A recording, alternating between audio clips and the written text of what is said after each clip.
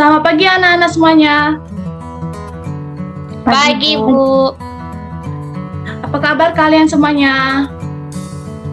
Alhamdulillah baik. Alhamdulillah baik, Bu. Baik, sebelum kita melanjutkan materi kita, terlebih dahulu kita awali dengan berdoa ya anak-anak. Berdoa menurut kepercayaan dan keyakinan masing-masing. Berdoa mulai. Berdoa selesai. Baik, sebelum itu Ibu akan mengabsen kalian terlebih dahulu ya. Ani Yunita, Ada, Ibu. Dina Mariani, Hadir, Bu. Mirna Septiani, Saya, Bu. Tamara Angusari. Hadir, Bu. Puji Tuhan, anak-anak Ibu hadir semua ya. Ibu harapkan meskipun kita melakukan pembelajaran melalui daring, kalian tetap semangat ya dalam belajar. Baik, sebelum itu, ada yang masih ingat materi minggu kemarin itu mengenai apa? Ya, silakan Mirna.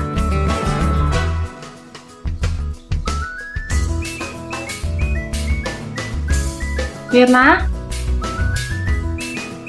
Iya, Ibu. silakan. Mohon maaf, Ibu. Saya lupa. Baik, ada yang ingat? Minggu kemarin kita telah mempelajari apa? Saya, Bu. Baik, silakan Naani. Jadi pada minggu kemarin itu kita telah mempelajari mengenai nilai-nilai Sumpah Pemuda dan kepekaannya terhadap bangsa Indonesia. Sebelum munculnya Sumpah Pemuda ini ada hal yang melatar belakangi karena munculnya elit-elit baru di Indonesia dan organisasi baru yang pada akhirnya pada pemuda ini memiliki kesadaran yang mana ingin memerdekakan bangsa Indonesia, Bu. Baik, terima kasih Yani sudah mengingat materi kita minggu kemarin ya. Ibu harapkan Mirna untuk memperhatikan Ibu ya, agar mengetahui materi-materi kita ditanya ya.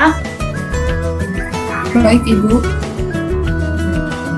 Baik, benar sekali ya yang dikatakan Ani bahwa minggu kemarin kita telah mempelajari mengenai nilai-nilai Sumpah Pemuda dan kepekaannya, yang dimana pada akhirnya Belanda dapat meninggalkan Indonesia.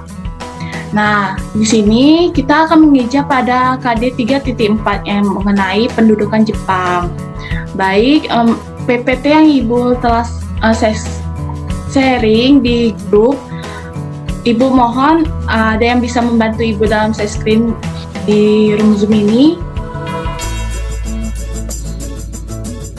Saya, Ibu. Baik, silakan. Izin untuk menampilkan ini, Bu. Share screen, Bu, ya. Ya, silakan Nak Mirna.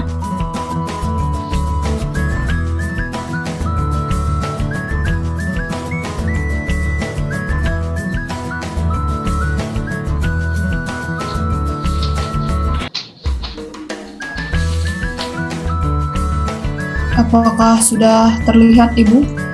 Baik, sudah. Slide selanjutnya.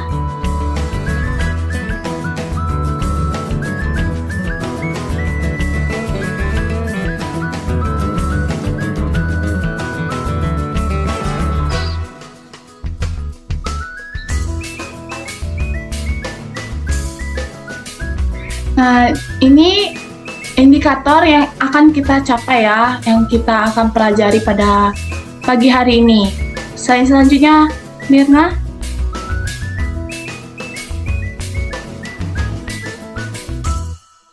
Selanjutnya.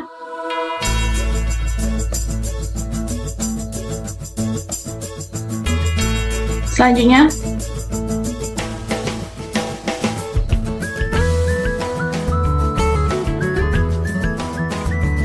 Tolong diperbesar Mirna yang ada 3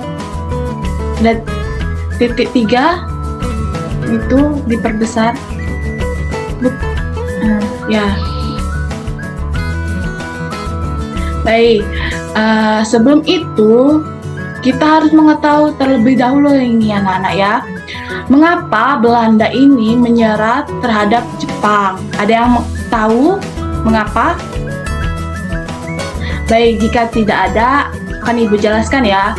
Nah, jadi kronologinya itu terjadinya pertempuran antara Belanda dan Sekutu terhadap Jepang ketika bermula dari Jepang mengebom kota Pearl Harbor tahun 1941, di mana serangan-serangan Jepang ini terus dilancarkan di beberapa daerah kekuasaan Blok Sekutu yang menimbulkan Blok Sekutu itu mundur dari kekuasaannya. Salah satu tanah jajahannya itu yaitu Indonesia, tanah air kita. Nah, Jepang pertama sekali mendarat di Indonesia itu, ada yang tahu di mana? Baik, jika tidak ada, Jepang pertama sekali mendarat di Indonesia itu di Kalimantan Timur, tepatnya di Tarakan. Itu pada tanggal 11 Januari 1942. Kemudian pada bulan Februarinya ya anak-anak, Jepang ini menduduki wilayah Indonesia seperti Pontianak, Banjarmasin, Makassar, Palembang, dan Bali. Nah, yang dimana penduduk Palembang itu sangatlah strategis menurut Jepang karena sangat berdekatan dengan Batavia yang dimana pada saat itu merupakan pusat kekuasaan Belanda dan Singapura. Selanjutnya, pada tanggal 5 Maretnya 1942, di mana kota Batavia ini jatuh ke tangan Jepang ya anak-anak. Nah, pada tanggal 8 Maretnya ini, Belanda menandatangani perjanjian Kalijati yang berisi mengenai penyerahan seluruh wilayah kekuasaan Belanda di Hindia Belanda kepada Jepang tanpa syarat. Baik, selanjutnya, Mirna.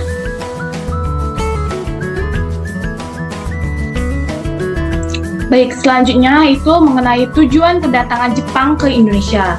Nah, di sini Ibu ingin bertanya kepada kalian, siapa yang tahu mengapa bangsa kita ini dijajah oleh bangsa lain? Saya Bu, karena sumber daya alamnya yang apa? Ya, betul sekali ya yang dikatakan Tamara Angunsari bahwa mengenai sumber daya alamnya. Baik, di sini Ibu akan menjelaskan satu persatu ya. Yang pertama mengenai Indonesia dijadikan sumber memperoleh bahan baku. Dan yang kedua, rakyat Indonesia dijadikan kekuatan menghadapi sekutu. Nah, Indonesia dijadikan sumber memperoleh bahan baku ini, seperti yang dikatakan oleh saudari Tamara tadi ya, Nak Tamara, bahwa Indonesia ini sangatlah kaya akan sumber daya alamnya ya anak-anak, yang sangat berlimpah. Sehingga Jepang memanfaatkan ini untuk menguplai bahan-bahan baku demi kepentingan peperangan dan industri Jepang. Kemudian, rakyat Indonesia dijadikan kekuatan menghadapi sekutu. Nah, perlu kalian ketahui ya anak-anak, Indonesia ini tidaklah hanya kaya akan sumber daya alamnya. Namun, kita lihat saja penduduknya sangatlah banyak ya anak-anak. Nah, maka itu pun juga dimanfaatkan oleh Jepang, di mana penduduk Indonesia yang banyak ini dimanfaatkan untuk menjadi prajurit-prajurit menghadapi melawan sekutu pada peperangan. Nah, tidak hanya Jepang itu mendapatkan prajurit yang banyak ya dari penduduk Jepang ini, penduduk Indonesia ini dijadikan sebagai tenaga buruh yang dibayar upahnya sangatlah murah. Baik, selanjutnya.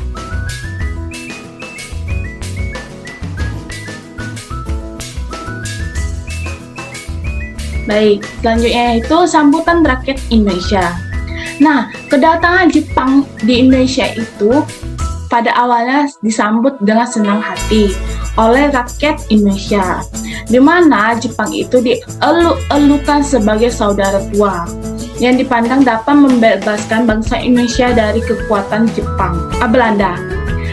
Nah, di mana simpati dan dukungan rakyat Indonesia itu nampak juga karena perilaku Jepang yang sangat membenci Belanda. Di samping itu diperkuat pula dengan berkembangnya kepercayaan terhadap ramalan Jayabaya ya. Nah, dapat kalian lihat ya, di sini ada bendera, ada simbol lagu, not lagu, dan ramalan Jayabaya. Kemudian ada gerakan 3A. Nah, maksudnya apa? Di PPT Ibu ada tampilan ini. Nah, Jepang ini agar bangsa Indonesia ini tetap menganggap Jepang itu saudara tuanya, maka Jepang itu mempropagandakan di mana Indonesia diizinkan mengibarkan bendera merah putih di samping bendera Himigayo, bendera Jepang. Kemudian radio disiarkannya lagu Indonesia Raya. Tidak hanya itu, dipropagandakan juga melalui radio mengatakan bahwa produk-produk yang dihasilkan oleh Jepang itu sangatlah mudah dan dapat dengan mudahnya diperoleh oleh bangsa Indonesia. Tidak hanya itu, diperkuat oleh ramalan Jayabaya dan juga gerakan 3A yang dimana Nippon Cahaya Asia, Nippon Pelindung Asia, dan Nippon Pemimpin Asia. Baik, selanjutnya Nak Mirna.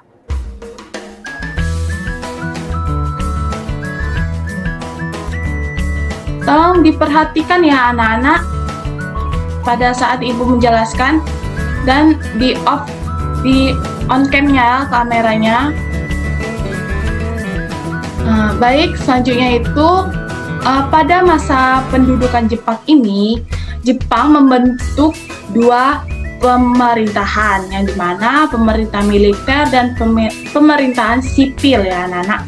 Nah, yang pertama kita akan membahas mengenai pemerintah militer, yang dimana pada pertengahan tahun 1942 timbul pemikiran dari markas besar tentara Jepang agar penduduk di daerah terlibat pertahanan dan kemiliteran ya.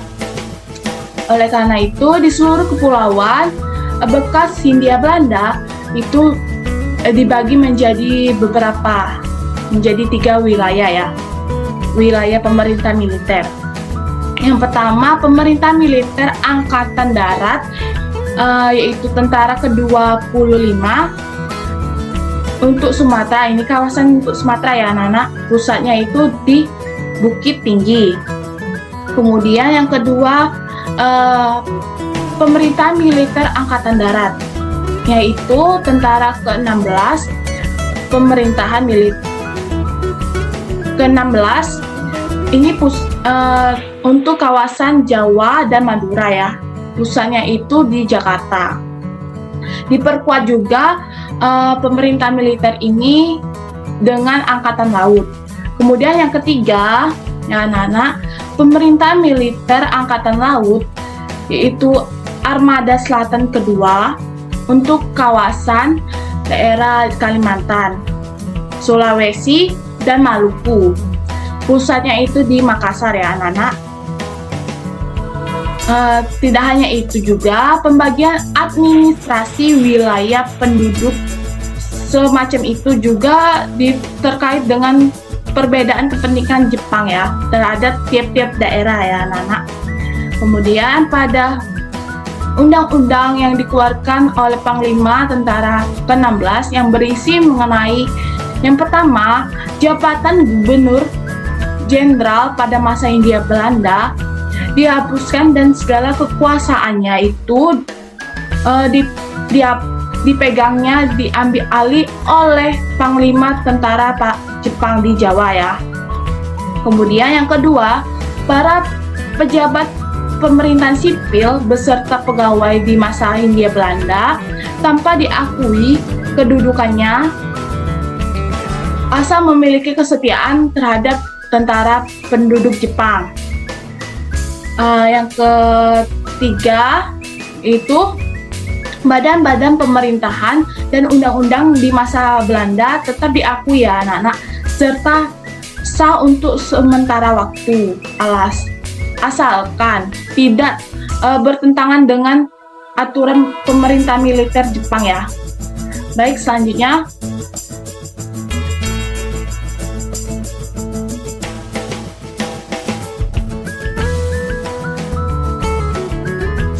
itu selain pemerintah militer, Jepang juga membentuk pemerintahan sipil untuk kedudukan jalannya pemerintahan Jepang di Indonesia.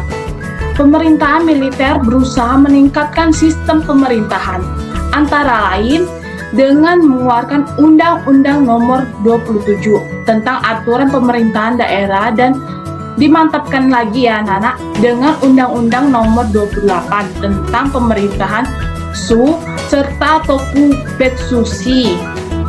Dengan undang-undang tersebut, pemerintahan akan dilengkapi dengan pemerintahan sipil.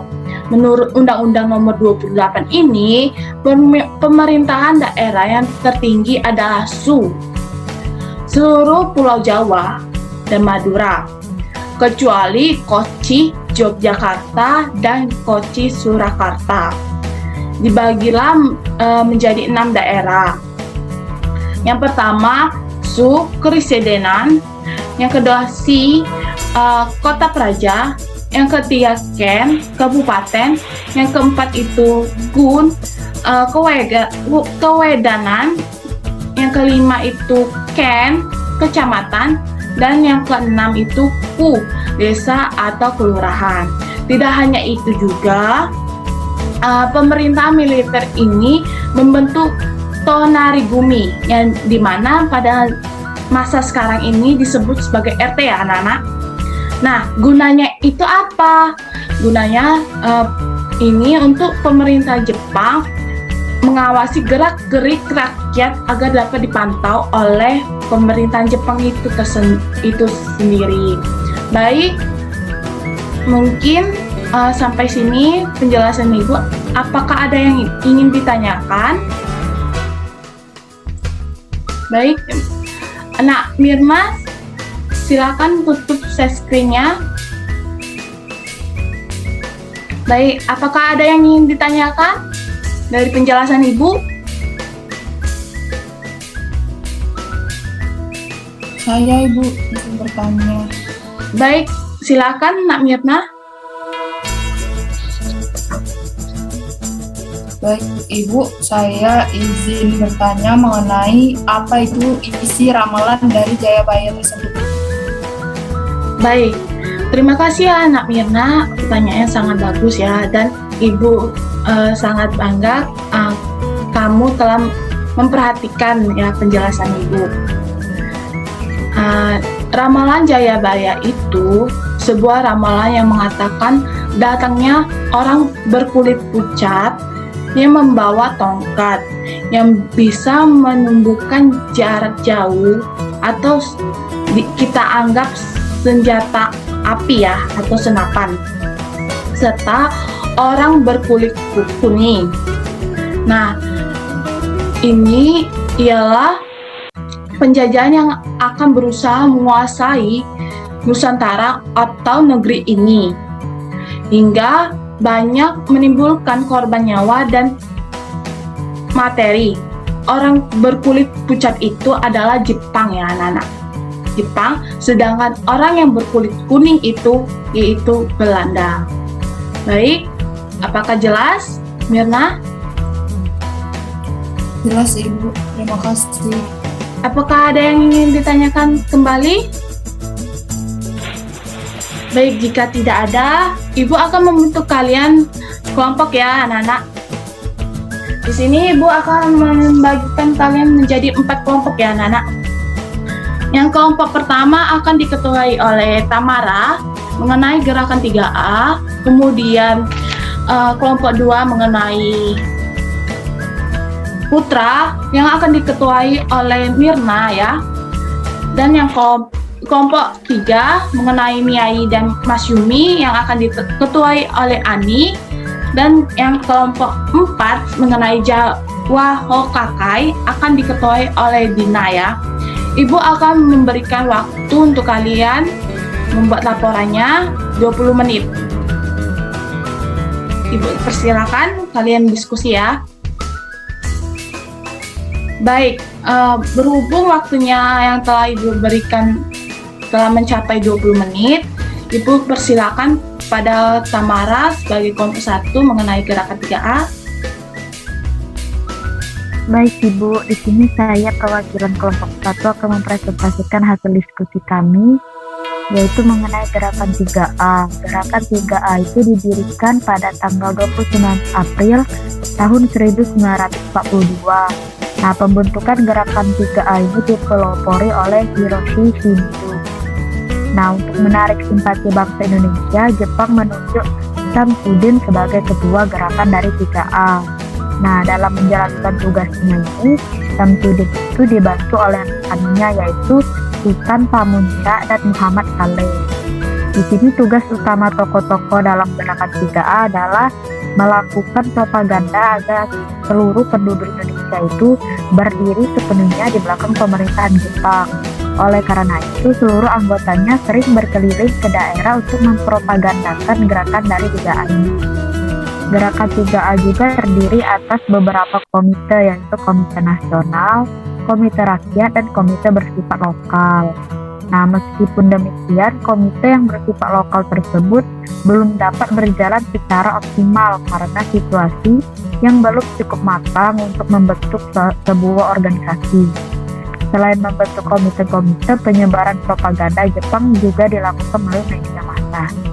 Mungkin itu saja Ibu dari kelompok kami. Saya ucapkan terima kasih Bu. Baik, terima kasih Tamara telah memaparkan materinya ya.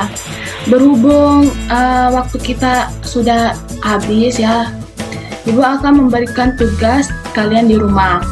Laporan yang tadi, kelompok tadi ya, kalian buat menjadi poster ya anak-anak, menjadi poster ya, yang akan kalian kumpul pada waktu jam 11 malam. Ibu tunggu kalian kumpul di email Ibu ya. Nanti Ibu kirim email Ibu di grup ya.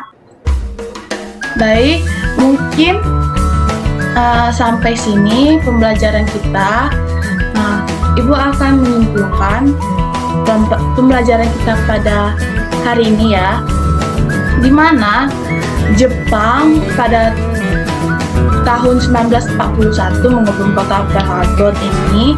Kemudian Jepang memasuki Indonesia dan mengalahkan pasukan Belanda sehingga Belanda menyerah tanpa syarat.